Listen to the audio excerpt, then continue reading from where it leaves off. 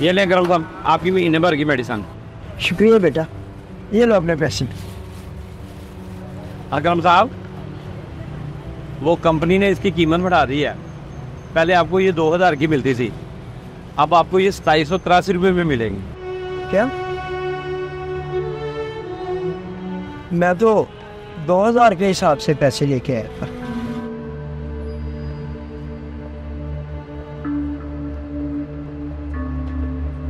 आप ऐसा करें, इसमें से आधी दवाई मुझे दे दें। मैं एक दिन छोड़ के एक दिन खा लिया करूँगा, महीना ही गुजारना है ना। आप दे दें, आप इसमें से आधी दे दें। अकरम साहब, माफ़ी चाहता हूँ, कंपनी की पॉलिसी के मुताबिक हम इसे खोल के नहीं भेज सकते। आपको ये पूरी डिब्बी लेनी पड़ेगी।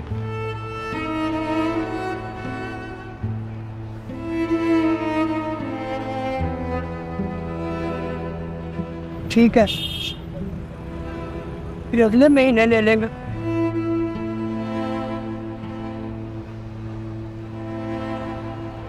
अकरम साहब, आप ऐसा करें, मेडिसिन ले जाएं, पैसे बाद में दे देना। बेटा, बाद में कहाँ से दे दूं? पेंशन तो इतनी आती है। पहले ही दूध वाले को कह रखा है कि आधा दे दे। दवाई का भी दिल को समझा लूंगा। रोटी और दवा में तवाज़ुन रखना भी एक हिसाब बन गया है। अकरम साहब, इधर आए।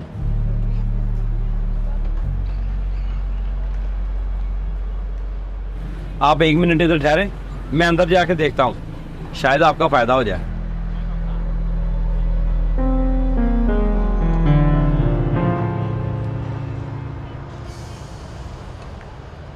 चलिए करो सर, सोने पे सुहागा। जो मेडिसिन आप लेते हैं ना, उसी का सैंपल देखने में स्टोर में गया था। आपकी किस्मत अच्छी, मिल गया। ये रख लें। इसके कितने पैसे? ओ अकरम साहब, क्यों मुझे अंदर करवाना है? ये कंपनी का सैंपल है, इस पे लिखा हुआ है नॉट फॉर सेल। ये फरोख्त नहीं होता। आप रख ले। मेरा मकसद फिर भी कुछ। अकरम साहब, हमारे पास पड़ा पड़ा भी एक्सपायर ही होना है।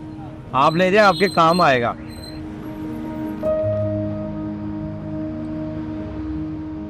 बहुत शुक्रिया बेटा, अल्लाह आपको इसका अजर दे। जज़ाकल्लाह। अस्सलाम वालेकुम।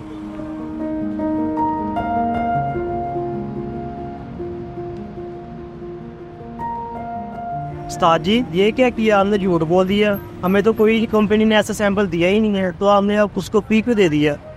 बेटा, वो एक खुददार आदमी था, मदद नहीं मांग रहा था, बल्कि अपना भरम रख रहा था। कभी कभी झूठ भी सच से ज्यादा पकीज़ा होता है, जब मकसद किसी का भरम बचाना हो। समझे?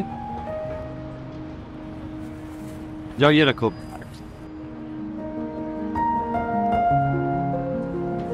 इंसानियत कभी शोर से नहीं बोलती, वो खामोश निगाहों में अपना फैसला सुना देती है।